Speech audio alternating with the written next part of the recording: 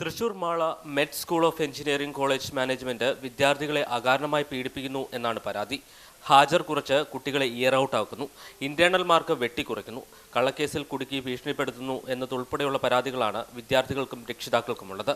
മാനേജ്മെന്റിന് പോലീസും ഒത്താശ നിൽക്കുകയാണെന്ന് വിദ്യാർത്ഥികൾക്ക് പരാതിയുണ്ട്. ഞങ്ങൾക്ക് ആത്മഹത്യയുടെ വക്കീലിലേക്ക് എത്തിക്കുന്ന ഒരു സമീപന പ്രിൻസിപ്പാളിൻ്റെത് എന്താ പറയുക, അടുത്ത് തന്നെ അവിടെ ഒരു ജിഷ്ണു പ്രണോയ് വീണ്ടും ഉണ്ടാവും. ഇന്നും കൂടെ കോളേജിൽ സർക്കുലർ ഇറങ്ങിയിട്ടുണ്ട്. മാസ് പെറ്റീഷൻ ഫയൽ ചെയ്ത് കൊടുക്കുന്ന ഒപ്പിട്ട് കൊടുക്കുന്ന പിള്ളേർക്ക് എതിരെ സിവിയർ ആക്ഷൻ ഉണ്ടാവുന്നു.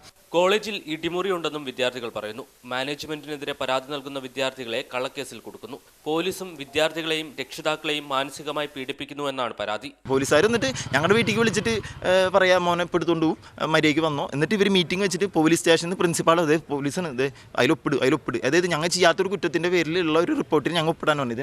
പോലീസിന്റെയും കോളേജിന്റെയും പീഡനത്തിനെതിരെ 7 വിദ്യാർത്ഥികൾ ഹൈക്കോടതിയെ സമീപിച്ചിരുന്നു. പോലീസ് സ്റ്റേഷനിലേക്ക് അടുത്ത 10 ദിവസം വിദ്യാർത്ഥികളെ വിളിച്ചു വരുത്തരുതെന്ന് ഹൈക്കോടതി നിർദ്ദേശിച്ചിട്ടുണ്ട്. എന്നാൽ വിദ്യാർത്ഥികളുടെ ആരോപണം അടിസ്ഥാനരഹിതമാണെന്നാണ് കോളേജ് മാനേജ്മെന്റ് പറയുന്നത്. മാതൃഭൂമി ന്യൂസ്, കൊച്ചി.